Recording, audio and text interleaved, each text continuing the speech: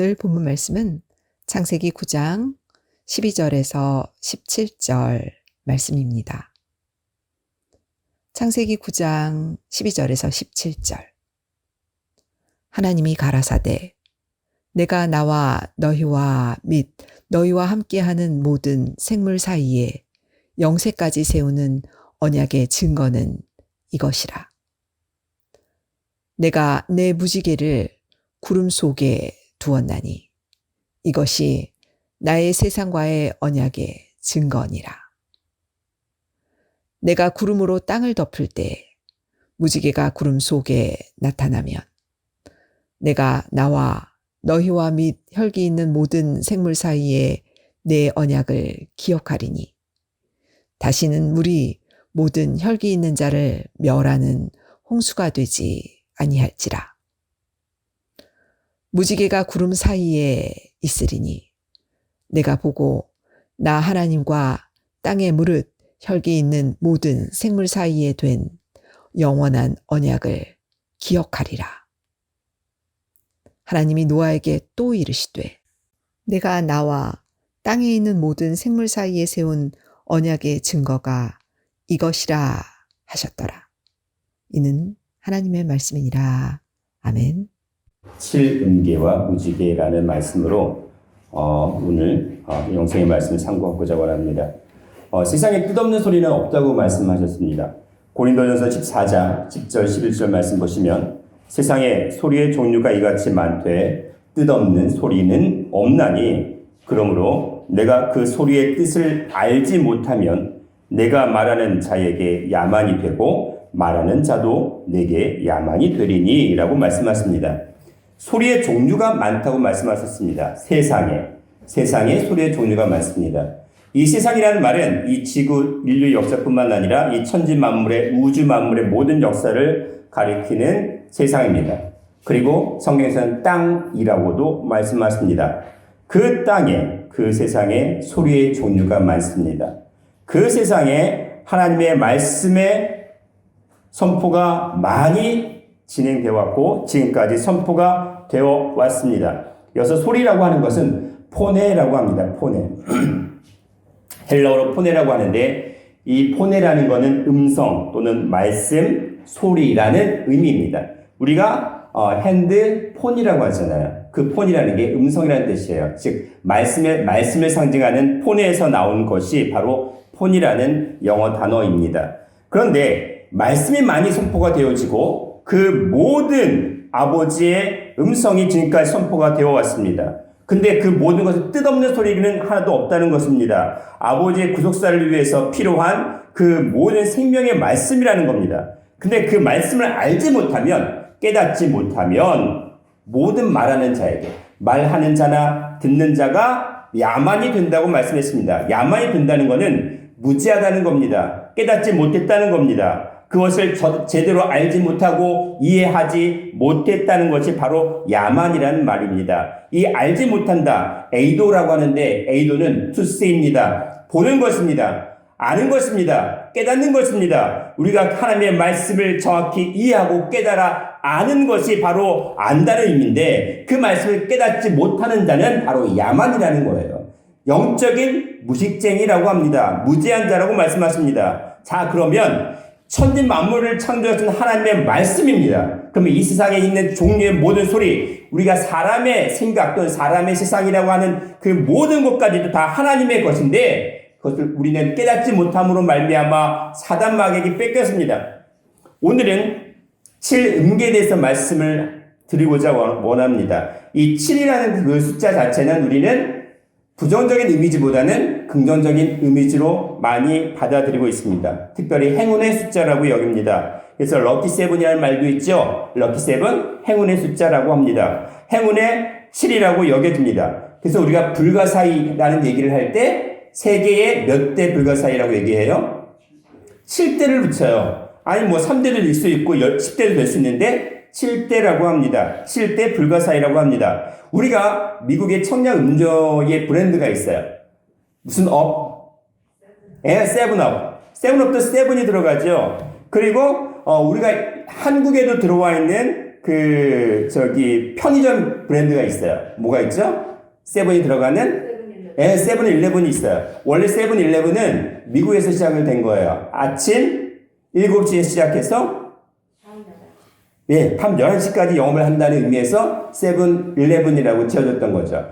지금은 일본으로 넘어갔지만 원래 미국 회사였습니다. 그래서 세븐일레븐도 있어요. 좋은 거는 다 갖다 쓰죠. 좋은 거는 다 갖다 써요. 왜? 뭔가 의미가 있기 때문에. 그것을 통해서 뭔가 자기가 유익을 추구할 수 있다고 생각을 하기 때문에 이 세상에서도 좋은 거는 다 갖다 씁니다. 우리가 잘 아는 제트 여객기의 회사가 있습니다. 미국에 무슨 사? 보잉사가 있어요. 보잉사의 제트 여객기 그 넘버링을 보시면 처음에 뭘로 시작을 했을까요? 7로 시작합니다. 7, 0, 7. 7로 시작해서 7로 끝내죠. 그리고 그 다음 거는 7, 1, 7. 그 다음은 7, 2, 7. 그 다음은 7, 3, 7, 7, 4, 7, 7, 5, 7, 7, 6, 7, 7, 8, 7. 이런 식으로 나가요. 7로 시작해서 7로 끝내요. 그들이 생각하는 그 7로 시작해서 7로 끝나는 것 자체가 아무 의미 없이 시작을 했다고 하지만 하나님의 말씀의 입장에서 볼 때는 아무 의미가 없는 거가 아니라는 거죠. 우리나라의 대표적인 이 손톱깎이 회사가 있어요. 그렇죠. 37이라고 하는 777이라는 말이 있죠. 이 777이라는 이 손톱깎이 회사가 37이라고 하는데 이 전체 세계 시장을 장악을 했습니다. 세계 1위를 달리고 있어요. 손톱깎이 시장에서는. 그런데 미국의 보잉사가 아까 말씀드렸던 보잉사가 뭐였어요? 소송을 걸었어요. 7은 자기 전매 특허인데 너희들이 가져 쓴다 라고 얘기를 하는 거죠. 그래서 어떻게 됐어요? 소송이 걸렸는데 어떻게 됐을까요? 감히 그 세계적인 기업인 보잉사와 그리고 우리나라 조그만 손톱깎이 중소기업이 붙었습니다. 어떻게 됐을까요? 이겼을까요? 아니면 졌을까요? 무승부가 됐어요. 무승부가 됐어요. 그 777이라는 그 상표 분쟁을 졌다고 할 수 없는데 이겼다고 할 수 없는 게 왜냐하면 그걸 공동 사용할 수 있는 권한을 가지게 됐어요. 어찌 보면 이긴 거는 다름이 없죠. 공동 사용권을. 그만큼 그 777 또는 7이라는 숫자 자체가 이 세상에서도 특별한 의미로 또 행운의 숫자로 그리고 자기의 물건들을 어떻게 해요? 홍보하고 알리는 데 있어서 아주 기묘하게 사용되고 있다는 겁니다. 자, 우리는 이 세상을 살아가는데 빛이 없으면 죽습니다. 그렇죠? 빛이 없으면 죽어요. 태양빛이 있어야 이 지구 인류 역사가 살아 숨쉴 수가 있는 거죠. 식물들이 자라날 수 있는 거고 그 식물을 통해서 우리가 또 양식을 구할 수도 있고 섭취하고 또 우리가 자라갈 수 있고 그리고 생활을 할 수가 있는 겁니다. 자, 그럼 빛을 스펙트럼을 통해서 볼 때는 몇 가지 색깔로 나타날까요? 7가지죠. 7가지. 우리가 살아가는 데 있어서 7이라는 거는 뗄 수가 없는 관계입니다. 빛이 스펙트럼을 통해서 보여지는 빛깔은 7가지 색깔입니다. 그런 것처럼 무지개 역시 몇 가지 색깔로 드러나죠? 7가지 색깔로 드러나죠. 빨강, 주황, 노랑, 초록, 파랑, 남색, 보라. 7색깔로 얘기를 합니다. 하지만 무지개의 색깔을 7가지라고 딱 선을 분명히 그것을 얘기할 수는 없어요. 그럼에도 불구하고 무지개는 우리는 7색깔이라고 얘기를 합니다. 고대 문명의 근간을 이뤘던 이 행성이 있습니다. 7개의 행성, 특히 인류 역사에, 특히 이 지구를 중심으로 7개의 행성을 우리가 얘기할 때는 달, 그리고 화성, 수성, 목성, 금성, 토성, 태양. 제가 몇 개를 얘기했어요? 당연히 7개를 얘기했겠죠. 이것을 근간으로 우리는 한 줄을 어떻게 얘기를 해요? 달을 7일로 얘기하는데 요일로 적용을 시킵니다. 달은 월요일. 그렇죠. 화성은 화니까 화요일. 그리고 수성은 그렇죠. 수요일이죠. 목성은 목요일. 금성은 금요일. 토성은 토요일. 태양은 일요일, 주일이죠. 우리가 생활하는 데 있어서 7을 빼고 생활할 수 있는 게 아무것도 없다는 거죠. 어떤 사람은 사람의 일생을 몇 가지로 얘기합니까? 몇 단계로 얘기합니까? 사람이 살아가는 그 일생을 무슨 기로 얘기할 때? 예, 당연히 7단위로 얘기하죠. 그쵸? 영아기, 유아기, 그 다음은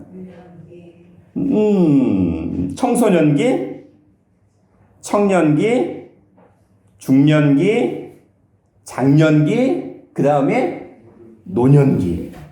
자, 이런 것처럼 이 세상에 뜻없는 소리는 없는데 우리는 7을 무슨 수로 여겨요? 행운의 수로 여기는데 더불어 생명의 수이기도 합니다. 왜? 빛이기 때문에. 그렇죠. 자, 그러면 오늘 이제 본론으로 들어가기 시작하겠습니다. 우리는 아까 빛을 얘기했습니다. 빛의 스펙트럼이 7가지 색깔로 나타난다고 되어 있다고 말씀을 드렸어요. 자, 빛은 아까 뭐라고 말씀을 드렸냐면 요한복음 1장 1절에서 5절 말씀 보시면 태초에 말씀이 계시니라 이 말씀이 하나님과 함께 계셨으니 이 말씀은 하나님이라. 말씀은 소리죠. 소리죠. 근데 이 소리, 이 말씀이 요한복음 1장 5절에 보시면 이 말씀은 곧 사람들의 빛이라 라고 얘기하고 있어요. 소리가 빛인 거예요. 우리가 포네라는 제가 용어를 말씀을 드렸습니다. 포네라는 헬라어는 파오라는 동사에서 나왔어요. 이 파오는 비추다라는 거예요. shine, 비추다라는 얘기예요. 말씀의 빛이 비추는 것 자체가 음성이라는 겁니다. 하나님의 말씀 자체가 빛이라는 거예요. 그 언어에서도 그렇고 성경도 그대로 얘기를 하고 있습니다. 자, 그러면 소리를 나타내는 것은 결국 무엇을 의미하는 거예요? 소리는 빛이라는 거죠. 빛이라는 거예요. 근데 아까 빛의 스펙트럼이 7가지 빛으로 나타난다고 돼 있어요. 그러면 그 소리도 몇 가지로 나타날까요? 7으로 나타난다는 거죠. 7으로. 그래서 우리가 알고 있는 소리, 우리가 하나님을 찬양하거나 또는 어떤 음악적인 요소를 가지고 어떤 활동을 할 때에 거기서 가장 중요한 게 뭐예요? 소리죠. 음계예요. 그 소리를 나타내는 게 음계인데 몇 가지로 나타나죠? 음계가 도, 레, 미, 파, 솔, 라, 시. 그쵸? 그 7음계가 모든 음악에 뭐를 이루고 있어요? 기초고 출발점이라고 얘기를 할 수가 있습니다. 이 7음계는 중세시대부터 시작이 된다고 말씀을 드렸습니다. 중세시대의 음악은 교회를 주무대로 발전했어요. 교회를 중심으로 발전한 게 중세시대의 음악입니다. 그래서 서구 음악의 발전뿐만 아니라 전 세계 음악의 기초는 기독교라고 할 수가 있습니다. 기독교와 뗄래야 뗄 수 없는 그러한 관계라고 할 수가 있습니다. 특히 중세시대의 큰 수도사들, 그 중세시대 음악에 가장 큰 공헌을 했던 수도사들이 많은데 특별히 베네딕트의 수도사에 파울루스라는 사람이 있습니다. 파울루스. 이 파울루스는 중세시대에 뛰어난 음악가인데 그분이 세례 요한 찬송이라는 그러한 곡을 만든 것이 있습니다. 세례 요한 찬송. 근데 이것이 바로 7음계의 시작이 되었습니다. 11세기 이탈리아의 아레쪼라는 수도사가 있습니다. 아레쪼의 수도사인 그 구이도라는 사람이 있는데 구이도라는 사람이 최초로 음계를 만들었는데 이 음계를 만들 때 사용했던 그 곡이 무엇입니까? 바로 아까 말씀드린 파울루스의 기도문, 즉 세례 요한 찬송이라는 곡입니다. 이 구이도는 이 파울루스의 기도문을 통해서 각 행의 첫 글자를 따서 음계를 만들었습니다. 이렇게 되어 있습니다. 이 라틴어로 기록이 되어 있어서 제가 좀 이상하지만 발음을 하자면 첫 번째 도와 연관된 거예요. 도는 도미누스라는 거는 하나님을 나타냅니다. 도는 무엇을 나타내요? 하나님. 도미누스의 첫 자인 도를 빼온 겁니다. 원래는 이 도미누스 라틴어는 우트괴안트 락시스라고 합니다. 우트괴안트 락시스라고 하는데 그 우트르는 말을 도미누스와 대치가 돼서 하나님을, 우트라는 말이 하나님이라는 의미를 가지고 있기 때문에 도미누스라는 말로 대치가 돼서 도가 시작이 됩니다. 도는 하나님으로 시작됩니다. 우리가 도, 레, 미, 파, 솔, 라, 시 그리고 또 도로 끝내죠. 도로 시작해서 도로 끝나요. 그렇죠? 일반적으로 얘기할 때. 그러면 하나님으로 시작해서 하나님으로 끝난다는 의미로 적용될 수가 있죠. 두 번째, 도 다음에 뭐가 있어요? 레. 레는 레소나레 피브리스라고 합니다. 레소나레 피브리스. 이 레소나레 피브리스는 하나님의 음성, 하나님의 말씀 또는 울림이라고 합니다. 레소나레에서 그 악자인 레를 따온 겁니다. 레는 하나님의 무엇? 음성, 말씀을 나타내는 게 레예요. 레. 세 번째는 뭐가 있어요? 미죠. 미는 미라 제스토름이라고 합니다. 미라 제스토름. 이것은 하나님의 놀라운 기적이라는 말입니다. 하나님의 놀라운 기적. 미라 제스토름이라고 합니다. 거기서 미가 온 거예요. 미는 뭐라고요? 하나님의 놀라운 기적이라고 말씀을 드릴 수가 있습니다. 네 번째가 뭐가 있어요? 파라고 하죠. 이 파라는 말은 우리가 좀 친숙한 말과 연관되는데 family tuorum이라고 합니다. family tuorum. family라는 말은 우리가 영어의 family하고 동일한 말이에요. family가 이 family라는 말에서 나오는데 가족 그리고 제자 등을 나타내는 게 바로 family인데 이 family tuorum 하나님의 가족들, 하나님의 제자들이라는 말입니다. 그래서 거기서 파가 나온 겁니다. 그 다음에 파 다음에 솔이 있죠. 솔은 뭘까요? 그럼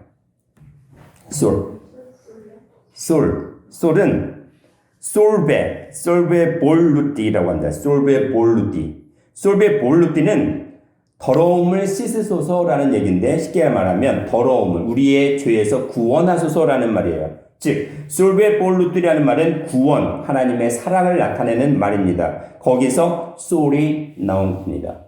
솔. 자, 그 다음에 뭐가 있어요? 라가 있죠. 라라는 말은 라비 레아툼이라고 합니다. 라비 레아툼. 이 라비 레아툼이라는 말은 무엇이냐면 하나님의 사도들. 라비라는 말, 사도들이 말인데 히브리어에 레비라는 말이 있어요. 그게 레비라는 게 레위라는 말이에요. 레위. 선생들, 사도들, 제자들 그런 말 다 들어가 있는데 그것이 바로 하나님의 사도들 또는 하나님의 사도는 무엇을 해요? 말씀을 선포하는, 대언하는 역할을 하죠. 그래서 하나님의 입술이라고 얘기도 합니다. 하나님의 사도들, 하나님의 입술 또는 우리의 신앙 고백이라는 말도 들어가 있습니다. 이게 바로 라입니다. 마지막 C가 있습니다. C는 쌍테 유한네스라고 합니다. 쌍테 유한네스. 이 쌍테 유한네스의 영어로 얘기하자면 S와 유한네스의 I를 합쳐서 C로 붙였습니다. 이 쌍테 유한네스는 쌍테란 말이 거룩하다라는 얘기예요. 유한네스는 요한, 사도 요한을 가리킵니다. 거룩한 요한이라고 되어 있습니다. 그래서 이 노래, 이 가사가 바로 세례 요한에 대한 찬송인데 여기서 바로 도레미파솔라시가 나온 겁니다. 결국 뭐냐면 이 도레미파솔라시도는 어떤 것을 얘기하냐면 하나님, 당신의 자녀들이 당신의 행하신 구원의 아름다움과 그 역사를 노래할 수 있도록 우리의 더럽혀진 그 모든 죄악을 다 구원하여 주옵소서라는 말이에요. 한마디로 얘기하자면 우리를 구원하시는 하나님에 대한 찬양을 담고 있는 게 도레미파솔라시입니다. 바로 그것이 음계예요. 그 음계가 또 7로 이루어졌어요. 이 모든 것이 우연일까요? 우리가 살아가는 데 있어서 우리가 노래하고 우리가 찬양하고 우리가 살아가는 그 모든 것에 있어서 7과는 뗄 수가 없다는 겁니다. 왜 이렇게 되어졌을까요? 우리가 만들었으니까? 우리가 그냥 인위적으로 꿰어 맞춘 겁니까? 아니라는 거죠. 아까 말씀드렸던 것이 세상에 뜻없는 소리는 없다라는 겁니다. 이 세상의 모든 것은 전부 다 하나님의 것이었습니다. 하나님께서 만드신 천지 만물이었습니다. 근데 우리가 그것을 지키지 못하고 말씀을 온전히 깨닫지 못함으로 말미암아 사단 마귀에게 빼앗겨서 세상에 오히려 사단을 찬양하고 또한 사단의 모든 것들을 일하는데 사단의 그 모든 계약을 행하는데 쓰임받게 되었습니다. 그래서 우리 다시 하나님의 것으로 다시 찾아와야 돼요. 간단히 얘기해서 사단 마귀를 찬양하는 게 아니라 하나님을 찬양하는 음계로 다시 회복해야 된다는 말씀이십니다. 자, 그렇다면 7 음계, 7, 7 색깔, 7 빛, 이 모든 것들을 통해서 우리가 성경을 통해서 알아야 될 것들이 있습니다. 그것이 바로 7 색깔의 무지개 언약입니다. 7 색깔의 무지개 언약입니다.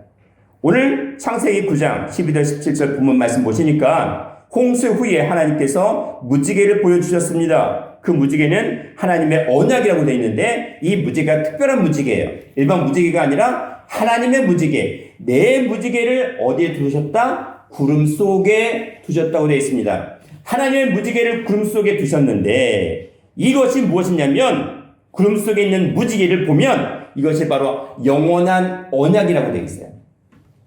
하나님의 무지개를 구름 속에 두었는데 그것이 바로 영원한 언약이라고 되어 있어요. 언약이라는 말은 말씀이라는 뜻이죠.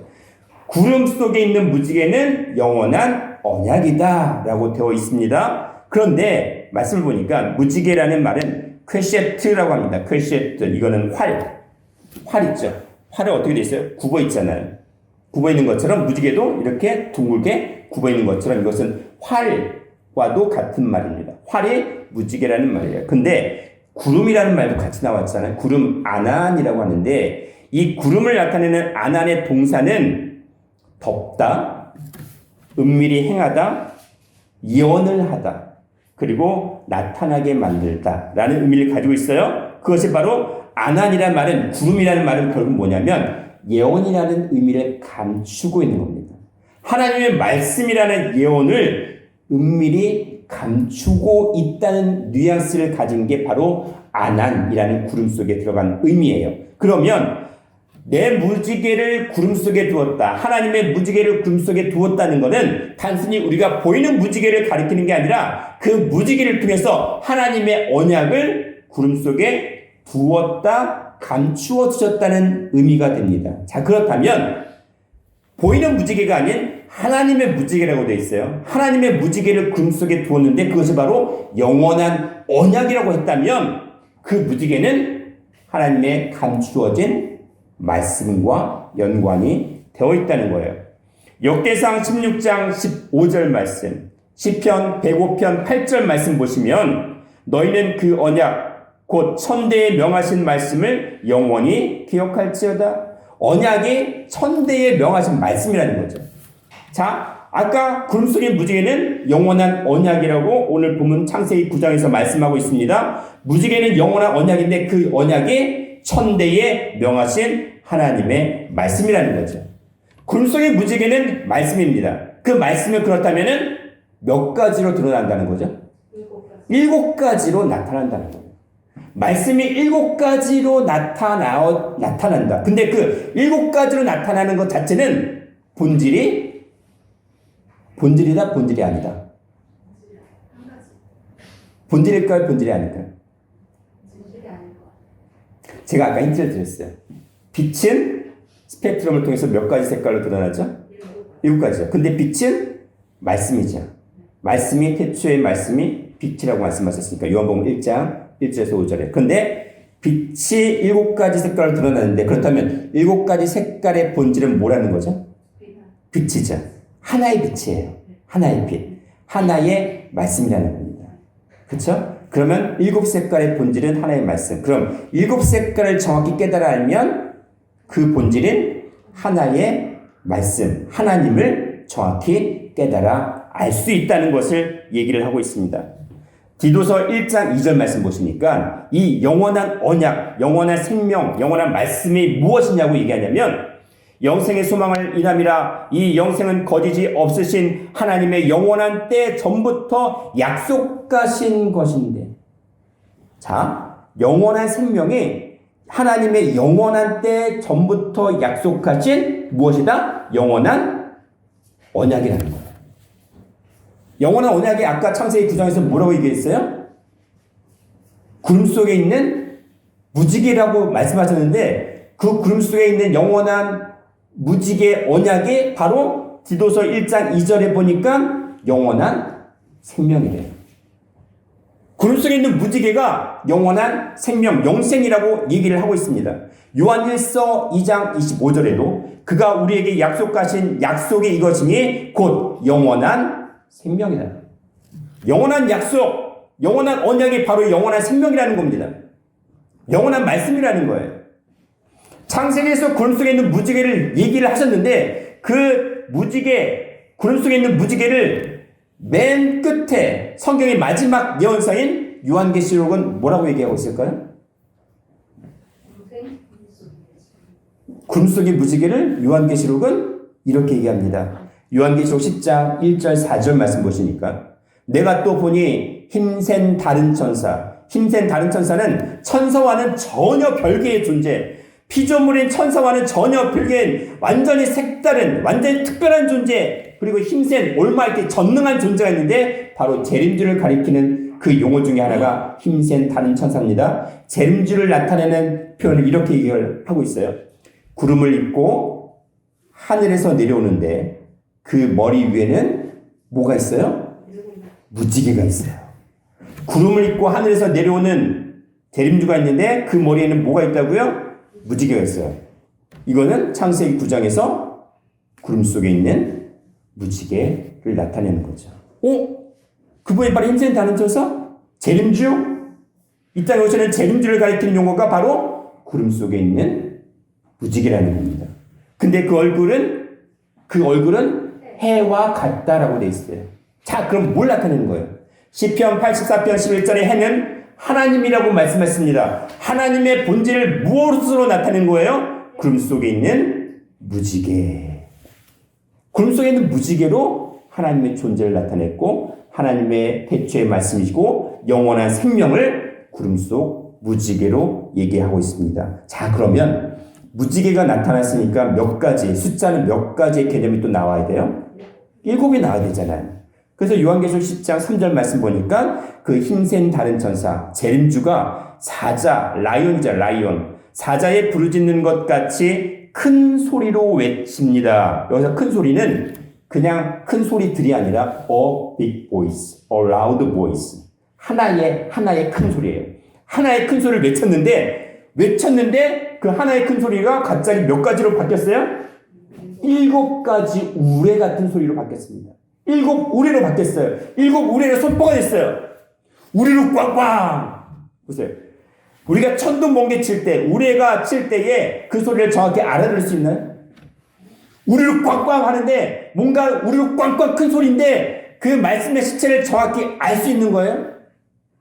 제가 아까 말씀드렸죠. 무지개는 색깔이 우리가 7색깔 빨주, 노초, 파남보라고 하는데 무지개 색깔의 7의 이거는 어디서부터 어디까지가 뭐예요? 빨간색이고 어디서 어디가 남색이고 이렇게 다 구분할 수가 있어요? 못하죠. 근데 7으로 얘기하죠. 자, 7 우레라고 했다는 건 무엇입니까? 그 소리가 정확하지 않은 거예요. 불분명한 거예요. 누구 입장에서? 듣는 우리 입장에서.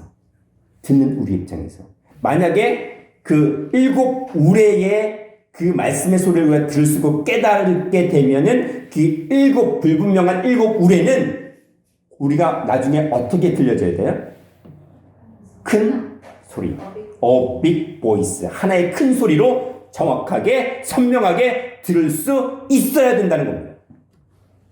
우리가 7 무지개라고 하지만 그 7 색깔의 무지개는 결국 하나의 감춰진 말씀, 하나님의 큰 영광, 하나님께서 구름을 입고 이 땅에 오시는 재림주라는 것을 말씀을 통해서 깨달아 알아야 된다는 거예요.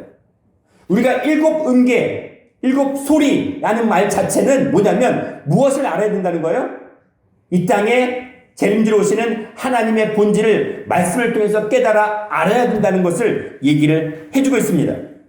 소리는 음계죠. 그쵸? 아까 소리는 음계잖아요. 근데 그 소리가 7 음계라고 얘기하는 것은 그 하나의 소리가 7 우레로 나타나지는 거예요. 이 세상에서. 타락한 이 세상에서는. 그러면 우리가 그 음악을 통해서나 음계를 통해서나 이 세상에 나타난 칠과 연관된 그 모든 소리를 통해서 누구를 알아야 되는 거예요?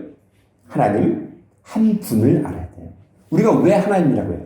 우리를 구원하실 수 있는 유일한 분, 한 분, 하나님, 한 분이신 분, 하늘에 계신 한 분, 유일하신 분, 하나님밖에 없다는 말씀을 하고 있습니다. 그런데 이 일곱 우레로 역사하시는 그 하나님이 어떻게 오시냐면 큰 영광으로 오신대요. 하나님의 영광으로 오신대요. 요한 에스겔서 1장 28절 말씀 보시면 그룹에 대해서 또는 네 생물에 대해서 말씀하시는데 그 사면 광채의 모양은 비 오는 날 구름에 있는 무지개 같으니 구름 속에 있는 무지개 같다라고 얘기하십니다. 근데 구름 속에 있는 무지개는 어떤 존재냐면 이는 여호와의 영광의 형상의 모양이라. 여호와의 영광이라는 겁니다. 여호와의 영광인데 내가 그 말씀하시는 자의 음성을 들었습니다라고 얘기하고 있어요. 구름 속에 있는 무지개를 봤는데 그건 누구의 영광의 형상이에요? 하나님의 영광의 형상인데 내가 그 말씀하는 자의 음성을 들었어요. 지금 에스겔 선지자가 환상을 보고 얘기하는 겁니다. 환상을 보고 하나님께서 보여주시는 계시를 말씀하는 거예요. 근데 말씀하시는 자의 뭘 들었어요? 음성인데 이 음성은 음성들 7가지일까요? 아니면 하나의 말씀일까요? 하나의 업이에요. 보이스라고 되어 있어요. 영어에도 보이스, 하나의 소리라고 번역이 되어 있어요. 하나의 소리예요. 지금 에스겔은 무지개 속에 있는 구름 속에 있는 무지개의 실체를 말씀을 듣고 온전히 깨달은 거예요. 그래서 하나의 음성, 보이스라고 얘기하고 있습니다. 근데 그게 바로 하나님의 영광의 형상이었다라고 얘기를 하고 있어요. 자, 그러면 이 하나님의 영광, 하나님의 형상이라고 하는 그분을 우리는 누구라고 불러야 됩니까? 이 마지막 때 누구라고 불러야 됩니까? 마태복음 24장 30절과 마가복음 13장 26절, 누가복음 21장 27절 말씀 보시면 인자가 마지막 재림 때에 어떻게 오냐면 이렇게 말씀하십니다. 그때에 인자의 징조가 하늘에서 보이겠고 그때에 땅의 모든 족속들이 통곡하며 그들이 인자가 구름을 타고 능력과 큰 영광으로 오는 것을 보리라. 마가복음에도 구름을 타고 큰 권능과 영광으로 오는 것을 보리라. 인자가 구름을 타고 큰 능력과 큰 영광으로 오는 것을 보리라. 인자가 뭘 타요? 구름을 타요. 그럼 인자가 이 땅에서 오시는 역사는 인자로 왔다, 사람의 아들로 왔다는 건 뭐예요? 아직도 그 말씀이 감춰졌다는 거예요.